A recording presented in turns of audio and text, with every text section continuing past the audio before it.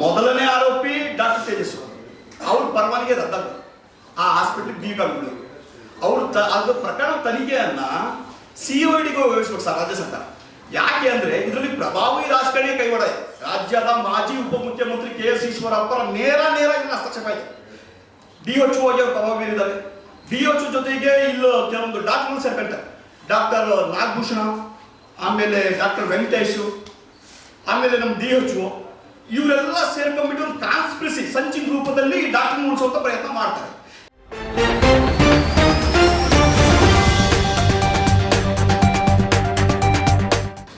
ಇದು ಏನು ಅಂದ್ರೆ ವಾಸ್ತವಿಕವಾಗಿ ನಾವು ವೈದ್ಯರನ್ನ ಸಮಾಜದಲ್ಲಿ ವೈದ್ಯೋ ನಾರಾಯಣ ಹರಿ ಅಂತ ಸಂಬೋಧನೆ ಮಾಡ್ತೀವಿ. ಎಲ್ಲ COVID-19 ಎರಡನೇ ಅಲೆ ಏನಿತ್ತು ಅದರಲ್ಲಿ ಎಲ್ಲ ವೈದ್ಯರು ತಮ್ಮ ಜೀವದ ಹಣವನ್ನು ತೊರೆದು ರೋಗಿಗಳ ಜೀವವನ್ನು ಕಾಪಾಡಿದಂಥ ನಿರ್ದೇಶನಗಳು ನಮ್ಮಲ್ಲಿ ಬಹಳಷ್ಟಿದೆ. ಹಾಗಾಗಿ ಅಂತ ವೈದ್ಯರಿಗೆ ಸೇವಾ ಮನೋಭಾವ ಇರೋರಿಗೆ, ಕಾಯಕವೇ ಕೈಲಾಸ ಅಂತ ತಿಳ್ಕೊಂಡು ಕೆಲಸ ಮಾಡಿದಂಥ ವೈದ್ಯರಿಗೆ, ನಮ್ಮ ಮೊದಲಿಗೆ ಅವರಿಗೊಂದು ನಮ್ಮ ಕಡೆಯಿಂದ ಸಾಷ್ಟಾಂಗ ನಮಸ್ಕಾರ. ಯಾಕಂದ್ರೆ ವೈದ್ಯ ನಾರಾಯಣ ಹರಿಯ ಸರಿಯಾದ ಅರ್ಥನೇ ಅವರು.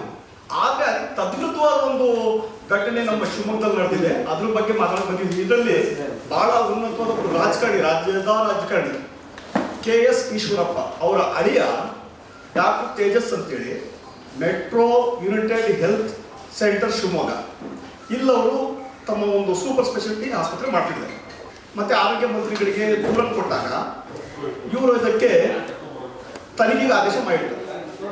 ಅದನ್ನು ಓದ್ತೀನಿ ನೋಡಿ. ಮೇಲ್ಕಂಡ ವಿಷಯಕ್ಕೆ ಸಂಬಂಧಿಸಿದಂತೆ ತನಿಖಾ ತಂಡವು ವೈದ್ಯ ದಾಖಲೆಗಳಾದ CT scan report, consultant sheet ಮತ್ತು ಅವರ್ಲಿ ಅಬ್ಸರ್ವೇಷನ್ ಶೀಟ್ ಹಾಗೂ ವೆಂಟಿಲೇಟರ್ ಶೀಟ್ ಮತ್ತು ವೈದ್ಯರ ಟ್ರೀಟ್ಮೆಂಟ್ ಚಾರ್ಟ್ ಅನ್ನು ಕೂಲಂಕಷವಾಗಿ ನಿಯಮಾನುಸಾರ ಪರಿಶೀಲನೆ ಮಾಡದೆ ಆಸ್ಪತ್ರೆಯ ವೈದ್ಯರ ಒತ್ತಡಕ್ಕೆ ಮಾಡಿದು ವೈದ್ಯರ ಸಲಹೆಯಂತೆ ತನಿಖಾ ತಂಡವು ವರದಿ ನೀಡಿರುವುದು CT ಸ್ಕ್ಯಾನ್ ರಿಪೋರ್ಟ್ %5 ಇದು ಯಾವ ಕೆಟಗರಿ ಬರುತ್ತೆ ಅಂದ್ರೆ ಮೈಲ್ಡ್ ಕೆಟಗರಿ ಬರುತ್ತೆ.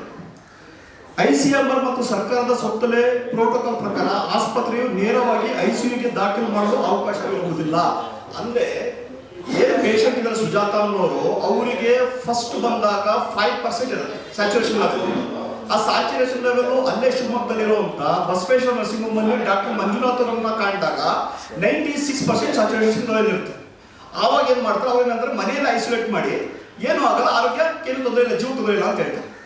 ಆದ್ರೆ ಅವ್ರ ಕುಟುಂಬದಲ್ಲಿ ಒಬ್ರು ಒಂದು ಅವರಿಗೆ ಅಭಿಪ್ರಾಯ ಹೇಳ್ತಾರೆ, ಸೆಕೆಂಡ್ ಒಪಿನಿಯನ್ ತಗೊಳ್ಳೋಣ ಅಂತ ಅಂದಾಗ ಯಾರಿಗೆ ತೋರಿಸ್ಬೇಕು ಅಂದಾಗ ಅವ್ರ ಕುಟುಂಬದಲ್ಲಿ ಒಬ್ಬ ಸಹೋದ್ಯೋಗಿ ಏನಂತಾನೆ, ನನ್ನ ಡಾಕ್ಟರ್ ಪರಿಚಯ ಇದ್ದಾರೆ ಡಾಕ್ಟರ್ ತೇಜಸ್ ಅಂತೇಳಿ, ಯುನೈಟೆಡ್ ಆಸ್ಪತ್ರೆಗೆ ಹೋಗೋಣ. ಅಲ್ಲಿ ಹೋಗಿ ಸೆಕೆಂಡ್ ಒಪಿನಿಯನ್ ಕೇಳ್ತಾರೆ. ಆವಾಗ ಆ ಡಾಕ್ಟರ್ ಅವ್ರಿಗೆ ಏನಂತಾರೆ ಕುಟುಂಬಸ್ಥರಿಗೆ, ಇಲ್ಲ ನಮ್ಮಲ್ಲಿ ಬೆಡ್ಗಳು ಯಾವುದು ಖಾಲಿ ಇಲ್ಲ ಅಂತ ಹೇಳಿ ಇವ್ರೇನು ಹೊರ ನಡಿಬೇಕು ಅನ್ನೋಷ್ಟೊಳಗೆ ಮತ್ತೆ ಆ ಡಾಕ್ಟರ್ ಆ ರೋಗಿಯನ್ನು ಕರೆದು ಬಿಟ್ಟು ನಮ್ಮಲ್ಲೇ ಒಂದು CT ಸ್ಕ್ಯಾನ್ ಮಾಡಿ ನೋಡೋಣ, ಹಂಗಿದ್ರೆ ನೋಡೋಣ ಅಂತ ಹೇಳ್ತಾರೆ. ಅದಕ್ಕೆ ಕುಟುಂಬ ವರ್ಗದಲ್ಲಿ ಒಪ್ಕೊಳ್ತಾರೆ. CT ಸ್ಕ್ಯಾನ್ ಮಾಡ್ತಾರೆ. CT ಸ್ಕ್ಯಾನ್ ಅಲ್ಲಿ ಕೇವಲ ಮೈಲ್ಡ್ 5% ಬಂದಿರುತ್ತೆ. ಅದು ನಾವು ರಿಪೋರ್ಟ್ ಇದರಲ್ಲಿ ಕೊಡ್ತೀವಿ, ಎಲ್ಲ ರಿಪೋರ್ಟ್ ಕೊಡ್ತೀವಿ. ಆಮೇಲೆ ಅದನ್ನೇನು ಮಾಡ್ತಾರೆ ವೈದ್ಯರು, ಹಣದ ಆಸೆಗೆ ಅದನ್ನು ಮುಚ್ಚಿಟ್ಬಿಡ್ತಾರೆ. ಬಂದು ಅವ್ರ ಕುಟುಂಬಸ್ಥರು ಏನು ಹೇಳ್ತಾರೆ, ಇದು ಸಿವಿಯರ್ ಇದೆ, ನಿಮ್ಮ ಪೇಷಂಟ್ ಸಿವಿಯರ್ ಇದೆ, ಇವರಿಗೆ ಅಡ್ಮಿಟ್ ಮಾಡ್ಕೊಳ್ಳಿ. ಸರ್ಕಾರದ ಸುತ್ತೋಲೆ ಪ್ರಕಾರ ಡೈರೆಕ್ಟ್ ಆಗಿ ಮೈಲ್ಡ್ ಕೇಸ್ 5% ಅಂದ್ರೆ 3 ತರ ಕೆಟಗರಿ ಮಾಡಿದ್ದಾರೆ, ಮೈಲ್ಡ್, ಮೈಡ್ರೇಟ್, ಸಿವಿಯರ್ ಅಂತ. ಸಿವಿಯರ್ಗೆ ಮಾತ್ರ ಏನ್ ಕೊಡ್ಬೇಕು ಅದು, ಮೈಡ್ರೇಟ್ಗೆ ಏನ್ ಕೊಡ್ಬೇಕು ಅದು, ಮೈಲ್ಡ್ಗೆ ಏನ್ ಕೊಡ್ಬೇಕು, ಮೈಲ್ಡ್ಗೆ ಮನೆ ಕಳ್ಸಂತದ್ದು, ಅವ್ರಿಗೆ ಅಡ್ಮಿಟ್ ಮಾಡ್ದಂಗಿಲ್ಲ ICUಗೆಲ್ಲ, ಅದು ಸರ್ಕಾರದ ಸ್ಪಷ್ಟ ಸುತ್ತೋಲೆ. ಆದ್ರೂ ವೈದ್ಯರು ಹಣ ಮಾಡುವ ಒಂದೇ ಒಂದು ಏಕೈಕ ಉದ್ದೇಶಕ್ಕೋಸ್ಕರ ಅವರಿಗೆ ICUಗೆ ದಾಖಲು ಮಾಡ್ಕೊಂತಾರೆ. ಆದ್ರೆ ಅಲ್ಲಿ ಬಂದಿರುವಂತ ಸ್ಕ್ಯಾನಿಂಗ್ ರಿಪೋರ್ಟ್ ಅಲ್ಲಿ ಸ್ಪಷ್ಟವಾಗಿದೆ ಮೈಲ್ಡ್ 5% ಅಂತ ಆಗಿದೆ. ಬಟ್ ಆ ಸಮಯದಲ್ಲಿ ಅವ್ರೇನು ಹೇಳೋದು ರೋಗಸ್ಥರಿಗೆ, ಕುಟುಂಬದವರಿಗೆ ಅಡ್ಮಿಟ್ ಮಾಡ್ತಾರೆ. ಅದು ಅಡ್ಮಿಟ್ ಆದ ನಂತರ ತಾರೀಕು 4/5/2021 ಅಡ್ಮಿಟ್ ಆಗ್ತಾರೆ. ಆ ಅಡ್ಮಿಟ್ ಆಗಿ ದಿನಕ್ಕಿಂತ ಅದೇ ಸಮಯದಲ್ಲಿ ಅವರು ಅಲ್ಲಿಂದ ಹಾಸ್ಪಿಟಲ್ ಬಂದಿರ್ತಾರೆ. ಇಲ್ಲಿಂದ ಬಸವೇಶ್ವರ ನರ್ಸಿಂಗ್ ಹೋಮ್ ಶಿವಮೊಗ್ಗ, ಅಲ್ಲಿ ಡಾಕ್ಟರ್ ಮಂಜುನಾಥ್ ಅಂತೇಳಿ ಅವ್ರ ಒಪಿನಿಯನ್ ತೊಗೊಂಡ್ಬಂದಿರ್ತಾರೆ. ಆವಾಗ ಅವ್ರ ಸ್ಯಾಚುರೇಷನ್ ಲೆವೆಲ್ 96% ಇರುತ್ತೆ, 96%. ಇಲ್ಲಿಗೆ ಬಂದಾಗ ಡಾಕ್ಟರ್ ಸಿವಿಯರ್ ಅಂತ ಹೇಳ್ತಾರಲ್ಲ, ಅವ್ರು ICUಗೆ ಅವ್ರನ್ನ ಅಡ್ಮಿಟ್ ಮಾಡ್ಕೊಂಡು ಚಿಕಿತ್ಸೆನ ಆರಂಭ ಮಾಡ್ತಾರೆ. ಚಿಕಿತ್ಸೆ ಆರಂಭ ಮಾಡ್ತಾ ಏನಾಗುತ್ತೆ, ಅವರಿಗೆ ಏನೂ ಅದನ್ನು ಬಿಟ್ಟು ಆರೋಗ್ಯ ಸಮಸ್ಯೆ ಏನೂ ಇಲ್ಲ, ಬಹಳ ಆರೋಗ್ಯವಂತ ಮಹಿಳೆ, ಯಾವುದೇ BP ಇಲ್ಲ, ಶುಗರ್ ಇಲ್ಲ, ಕಿಡ್ನಿ ಯಾವುದೇ ರೋಗ ರುಜಿನಗಳು ಅವ್ರಿಗಿಲ್ಲ. ಆದ್ರೂ ಅವರನ್ನು ಅಡ್ಮಿಟ್ ಮಾಡ್ಕೊಂಡು ಚಿಕಿತ್ಸೆಗೆ ಒಳಪಡಿಸ್ತಾರೆ. ಇವರು ವರದಿಗಳಲ್ಲಿ ಏನು ಹೇಳ್ತಾರೆ ಅಂತ ನೋಡಿ ಸರ್, ನನಗೆ ಹೇಳ್ತಾ ಹೋಗ್ತೀನಿ. ಅದ್ರ ಬಗ್ಗೆ ನಾನು ನಿಮಗೆ ಒಂದು 5 ನಿಮಿಷದಲ್ಲಿ ಕೊಡ್ತೇನೆ. ನೋಡಿ, ದಿನಾಂಕ 4/5/2021 ಆಸ್ಪತ್ರೆ ಚಿಕಿತ್ಸೆ ನೀಡಿ ತದನಂತರ ದಿನಾಂಕ 7/5/2021 ಇಂಜೆಕ್ಷನ್ ರೆಮಿಡಿಸಿವಿರ್ ನೀಡಲಾಗಿರುತ್ತದೆ. ಸರ್, ಇದು ಇಂಜೆಕ್ಷನ್ ಸಿವಿಯರ್ ಕೊಡುವಂಥದ್ದು, ಮೈಲ್ಡ್ ಅಪ್ಲಿಕೇಬಲ್ ಆಗಲ್ಲ. ಅಂದಿನ ICMR ಮತ್ತು ಗೌರ್ಮೆಂಟ್ ಆಫ್ ಇಂಡಿಯಾ ಮಾರ್ಗಸೂಚಿಯ ಪ್ರಕಾರ ಮಾಡರೇಟ್ ಟು ಸಿವಿಯರ್ ಕೇಸ್ಗಳಿಗೆ ಈ ರೆಮಿಡಿಸಿವಿರ್ ಇಂಜೆಕ್ಷನ್ ಕೊಡಬೇಕೆಂದು ಸೂಚಿಸಲಾಗಿದೆ. ಅದಕ್ಕೆ ರೋಗಿಯು ಮೈಲ್ಡ್ ಕೆಟಗರಿ ಇದೆ, ಇದು ಯಾವ ಅಪ್ಲಿಕೇಬಲ್ ಅವ್ರಿಗೆ ಆಗಲ್ಲ ಸರ್. ಆದ್ರೆ ದಿನಾಂಕ 7/5/2021 ರೋಗಿಯು ಮೈಲ್ಡ್ ಕೇಸ್ ಕೆಟಗರಿಯಲ್ಲಿ ಮೆಡಿಕಲ್ ಕೆಟಗರಿಯಲ್ಲಿದ್ದು ಅವರಿಗೆ ರೆಮಿಡಿಸಿವಿರ್ ನೀಡಲಾಗಿದ್ದು, ಆದರೆ ರೋಗಿಯ ದಿನಾಂಕ 4/5/2021 ಮೈಲ್ಡ್ ಕೆಟಗರಿ ಇರುವುದು ವೈದ್ಯರ ದಾಖಲೆಗಳ ಪ್ರಕಾರ ಸಿಟಿ ಸ್ಕ್ಯಾನ್ ರಿಪೋರ್ಟ್ ಮತ್ತು ಪ್ಯಾರಾಮೀಟರ್ಗಳ ಪ್ರಕಾರ ಕಂಡುಬರುತ್ತದೆ. ಅಲ್ಲಿ ಅವರು ದಾಖಲೆ ನೀಡೋದೇನು ಅಲ್ಲಿ ತೋರಿಸಿಲ್ಲ. ಇಲ್ಲಿ ಡಾಕ್ಟರ್ಗಳು ಇದಕ್ಕೊಂದು ವರದಿಯನ್ನು ಹೇಳ್ತಾರೆ. ಅಂದಿನ ಟ್ರೀಟಿಂಗ್ ಫಿಸಿಷಿಯನ್ ರೋಗಿಯು ಜನರಲ್ ಕಂಡೀಷನ್ ಅವಲಂಬಿಸಿ ಹಾಗೂ ಕೋವಿಡ್ ಸಂಬಂಧ ಬಯೋಮೆಟ್ರಿಕ್ ಪ್ಯಾರಾಮೀಟರ್ಸ್ಗೆ ಜಾಸ್ತಿ ಆಗಿರುವುದರಿಂದ ಹಾಗೂ ರಕ್ತಹೀನತೆ ಇರುವುದರಿಂದ ರೆಮಿಡಿಸಿವಿರ್ ಕೊಟ್ಟಿರಬಹುದೆಂದು ತಜ್ಞರ ತಂಡ ಅಭಿಪ್ರಾಯ ಪಡುತ್ತದೆ. ಅವರು ಸ್ಪಷ್ಟವಾಗಿ ಎಲ್ಲರೂ ಹೇಳಲ್ಲ, ಪಡುತ್ತದೆ ಎಂದು. ಆದರೆ ಇಲ್ಲಿ ವೈದ್ಯನ ದಾಖಲೆಯನ್ನು ನಾವು ನೋಡಿದಾಗ ಅದನ್ನು ಬರುವಂಥದ್ದು. ಆದರೆ ಅಂದಿನ ICMR ಗೈಡ್ಲೈನ್ ಮತ್ತು ಸರ್ಕಾರದ ಸುತ್ತೋಲೆ ಪ್ರೋಟೋಕಾಲ್ ವರ್ಷನ್ 4.0 ಪ್ರಕಾರ ರೆಮಿಡಿಸಿವಿರ್ ಇಂಜೆಕ್ಷನ್ ಕೊಡಕೂಡದು ಎಂದು ಇರುವ ಮಾರ್ಗದರ್ಶನವನ್ನು ಪರಿಗಣಿಸದೆ ಅಭಿಪ್ರಾಯ ಪಡುವುದು.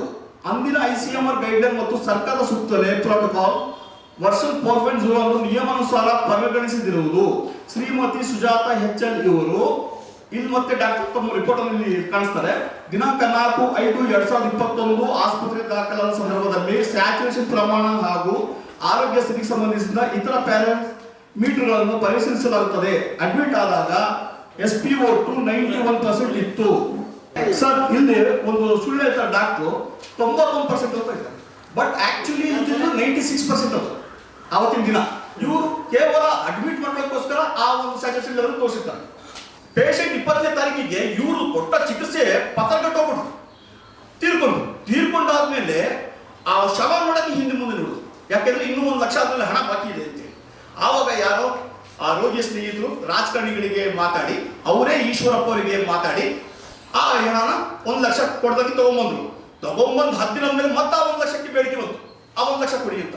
ಆವಾಗ ಪೀಡಿತರು ಏನ್ ಮಾಡಿದ್ರು, ಅನುಮಾನ ಸಹಜ ಅಲ್ವಾ, ಅವ್ರೇನ್ ಮಾಡಿದ್ರು, ಸ್ನೇಹಿತರ ಕೈಯಲ್ಲಿ ಕೊಟ್ಟು ಕಳಿಸಿದ ದುಡ್ಡು ಹಾಸ್ಪಿಟಲ್ ತೊಗೊಂಡಿದ್ರು. ಏನ್ ತೊಗೊಂಡಿಲ್ಲ, ಎಲ್ಲ ಕೊಟ್ಟಾಗಿದೆ. ಮತ್ತೆ ಈ 1 ಲಕ್ಷ ಕೇಳ್ತಾರೆ ಯಾರು? ಇಲ್ಲಿ ಅನುಮಾನ ಕೂಡುತ್ತಲ್ಲ.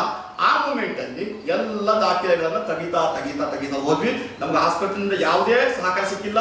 ಇಲ್ಲಿ ತನಕ ಸಿಟಿ ಸ್ಕ್ಯಾನ್ ಒಂದೇ ಕೊಟ್ಟಿದ್ ಬಿಟ್ರೆ ಬಾಕಿ ಯಾವ ದಾಖಲೆನೂ ಕೊಟ್ಟಿಲ್ಲ. ಬಿಲ್ಲು ಹಣ ಕೊಟ್ಟಿದ್ದು ಬಿಲ್ ಕೊಟ್ಟಿಲ್ಲ ಸರ್, ಬಿಲ್ ಕೊಟ್ಟಿಲ್ಲ.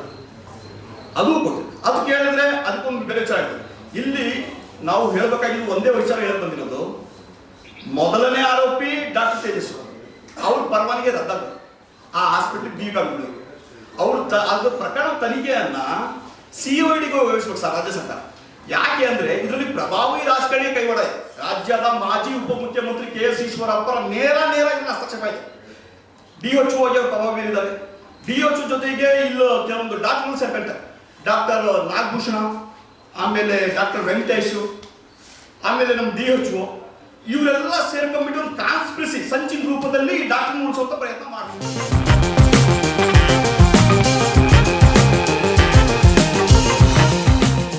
ನಮ್ಮ ಈ ವಿಡಿಯೋ ನಿಮಗೆ ಇಷ್ಟ ಆದಲ್ಲಿ ಲೈಕ್ ಮಾಡಿ, ಶೇರ್ ಮಾಡಿ, ಕಮೆಂಟ್ ಮಾಡಿ ಮತ್ತೆ ಸಬ್ಸ್ಕ್ರೈಬ್ ಮಾಡಿ.